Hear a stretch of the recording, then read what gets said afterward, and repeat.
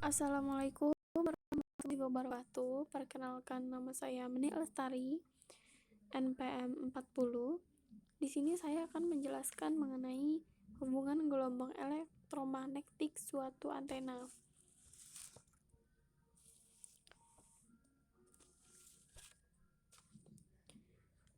Di dalam fisika, radiasi elektromagnetik atau radiasi EM atau EMR mengacu pada gelombang dari medan elektromagnetik, merambat melalui ruang, membawa energi radiasi elektromagnetik. Yang termasuknya adalah gelombang radio, gelombang mikro, inframerah, cahaya, ultraviolet, sinar X, dan juga sinar gamma.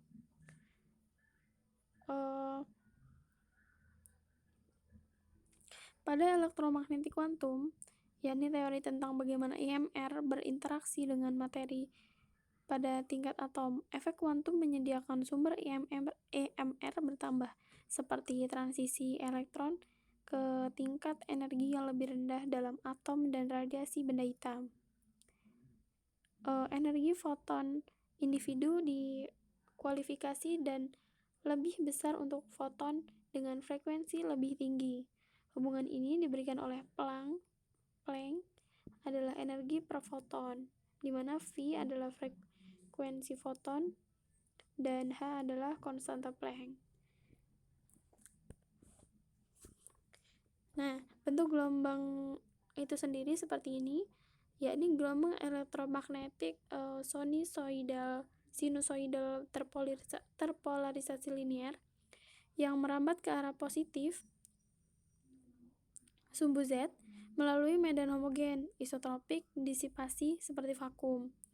Nah, kemudian medan listrik yang berwarna biru atau ditandai dengan warna biru berpolarisasi dalam arah plus minus X, dan medan magnet ortogonal yang ditandai dengan warna merah, panah berwarna merah, berosilasi secara fasa dengan medan listrik, tetapi dalam arahnya plus minus Y. Nah, selanjutnya ke antena dan juga pemancar. Sifat dari radiasi elektromagnetik ini sendiri menuju pada cahaya dari panjang gelombang komposit atau sinar matahari alami menyebar ke dalam spektrum yang terlihat melewati prisma. Karena indeks bias itu tergantung dengan panjang gelombang dari bahan prisma itu sendiri, adalah setiap gelombang komponen dalam cahaya komposit ditekuk dalam jumlah yang berbeda. Radiasi elektromagnetik ini menunjukkan sifat-sifat gelombang dan sifat-sifat gelombang partikel yang telah dikonfirmasi dalam banyak percobaan.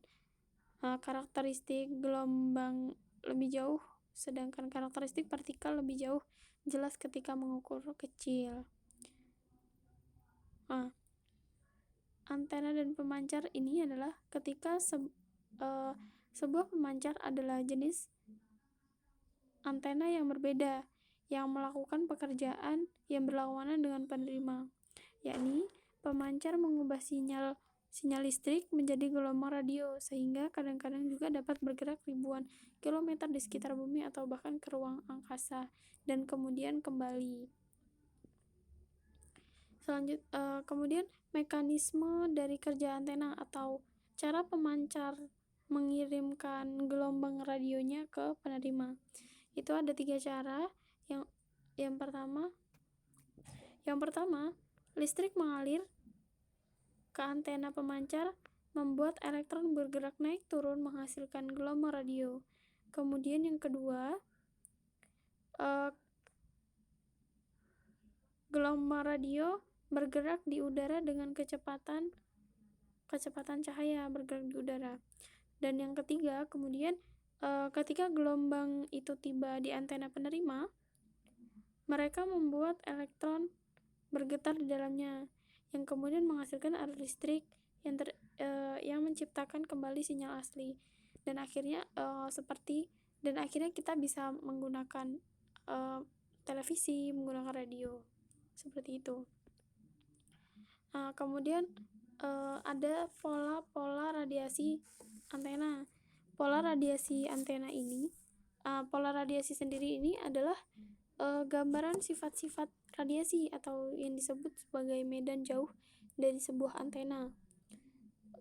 Pola radiasi ini terjadi karena arus listrik dalam suatu kawat selalu dikelilingi oleh medan magnetik. Arus listrik yang bolak-balik menyebabkan muatan listrik bebas dalam waktu akan mendapat percepatannya, sehingga timbul suatu medan elektromagnetik bolak-balik yang akan berjalan menjauh dari antena dalam bentuk gelombang elektromagnetik, sehingga terbentuklah medan elektromagnetik. Nah, kemudian pola radiasi antena ini sendiri didefinisikan sebagai gambaran kekuatan pancaran atau penerima sinyal suatu antena sebagai fungsi sudut. Polarisasi antena adalah orientasi perambatan radiasi gelombang elektromagnetik yang dipancarkan oleh suatu antena, di mana arah elemen antena terhadap permukaan bumi sebagai referensi arah.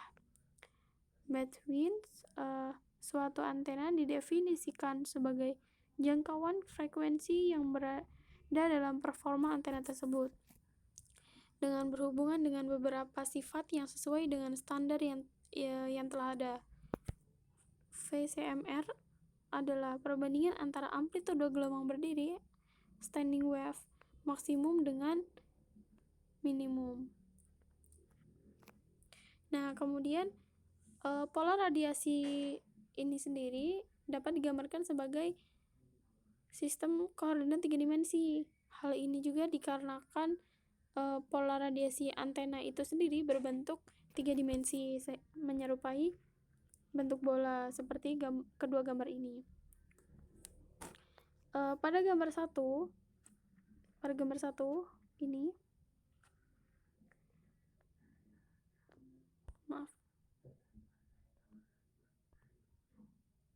pada gambar 1 ini adalah gambar koordinat bola.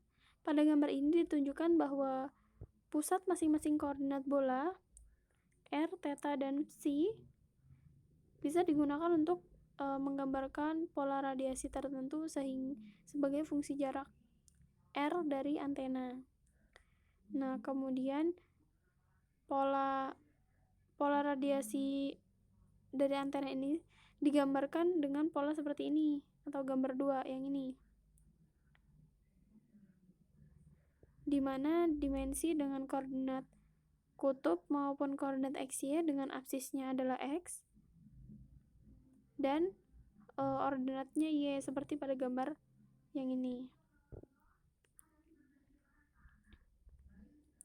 Nah, kemudian bagaimana sih gelombang itu bergerak ke pemancar, dari pemancar ke penerima?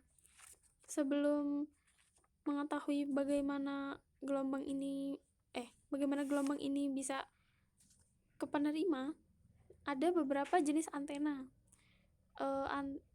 Contohnya saja pada antena radio atau antena-antena yang ada itu, antena radio adalah jenis antena yang paling sederhana, yakni berbentuk batang lurus panjang. Nah, seperti banyak antena TV dalam ruangan berbentuk di-loop, yakni bentuknya seperti batang logam terbelah menjadi 2 bagian dan dilipat secara horizontal sehingga terlihat seperti seorang yang berdiri tegak dengan tangan terentang horizontal. Nah, ini biasanya kita lihat di atap-atap rumah, biasanya terdapat antena seperti ini. Ada 4 jenis antena. Secara umum ada 4 jenis, yakni dipole, folded dipole, reflektor, dan Yagi. 4 jenis antena umum ini dan tempat di mana mereka mengambil. Nah, sebuah dipole besar, dipole dilipat, dipole dan reflektor, dan Yagi. Antena dipole besar atau dilipat memungut sama baiknya di depan atau di belakang kutubnya. tetapi buruk di setiap ujungnya. Antena dengan reflektor mengambil jauh lebih baik di satu sisi daripada yang lain karena elemen pemantul memantulkan lebih banyak sinyal ke dipol dilipat di sebelah kanan yang melebih-lebihkan efek ini lebih jauh, mengambil sinyal yang sangat kuat di satu sisi dan hampir tidak ada sinyal di tempat lain. Ini terjadi di beberapa dipol, reflektor, dan juga direktor. Nah, kemudian dari gelombang-gelombang itu dari antena itu tidak selalu berada di udara. Yakni ada beberapa tempat gelombang itu tempat yang dilalui oleh gelombang itu atau bergantung pada gelombang itu berjalan atau bergerak sesuai pada jenis frekuensi gelombang apa yang ingin dikirim sesuai kebutuhan sinyal, seberapa jauh kita akan mengirimnya, dan kapan kita ingin melakukannya. Sebenarnya ada 3 cara gelombang itu dapat melakukan perjalanan. Seperti pada gambar ini, yang pertama adalah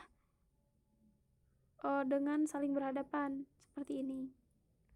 Dan yang kedua adalah dengan gelombang tanah. Dan yang ketiga melalui ionosfer. Pada gelombang yang pertama ini dapat kita lihat bahwa dia berjalan dengan garis lurus seperti seberkas cahaya dalam jaringan telepon jarak jauh. Gelombang mikro digunakan untuk melakukan panggilan seperti ini di antara menara komunikasi yang sangat tinggi. Nah, gelombang ini berada pada titik sedang ke tinggi. Jadi dia tidak rendah dan juga tidak tinggi. Kemudian yang kedua adalah gelombang tanah. Dapat dilihat pada gelombang ini mereka dapat mempercepat kelengkungan bumi dalam apa yang dikenal sebagai gelombang tanah. Radio AM, gelombang menengah, cenderung bergerak untuk jarak pendek ke sedang. Ini menjelaskan mengapa kita dapat mendengar sinyal radio di luar cakrawala ketika pemancar dan penerima tidak saling berhadapan. Yakni gelombang ini digunakan dengan jarak yang tidak terlalu jauh. Nah, kemudian yang ketiga, gelombang ini dapat berjalan menembak ke langit atau ke ionosfer, memantul ke ionosfer bagian di mana bagian dari atmosfer di atas bumi yang juga bermuatan listrik, dan kemudian akan kembali lagi ke tanah, ke asalnya. Nah, itu. Kemudian panjang dari antena atau pemancar itu sendiri, sinyal radio AM tipikal memiliki frekuensi 1000 kHz, sedangkan sinyal FM tipikal sekitar 100 MHz, sehingga mereka banyak bergetar seketika 100 kali lebih cepat. Sehingga secara umum panjang antena itu sederhana, harus sekitar setengah kali panjang gelombang radio yang dicoba terima. Dimungkinkan untuk membuat antena yang seperempat dari panjang gelombangnya. Implementasi atau aplikasi dari gelombang elektromagnetik ini juga dimanfaatkan dalam kehidupan sehari-hari seperti gelombang mikro. Nah, yakni gelombang mikro ini digunakan pada 8 Oktober 1945, Raytheon menggunakan aplikasi paten Amerika Serikat untuk proses memasak microwave Spencer. Jadi menggunakan microwave. Nah, oven ini yang memanaskan makanan menggunakan energi gelombang mikro dari magnetron segera ditempatkan yang kemudian mereka ditempatkan di salah satu restoran untuk dilakukan pengujian. Nah, radiasi elektromagnetik ini adalah energi yang melalui ruang ruang hampir kecepatan cahaya. Gelombang ini sangat penting dalam kehidupan. Itu sering muncul dalam banyak bentuk. Bahkan semua organisme di bumi, organisme yang hidup di bumi ini, kita, itu tuh bergantung pada radiasi elektromagnetik. Nah, yang ada pada matahari.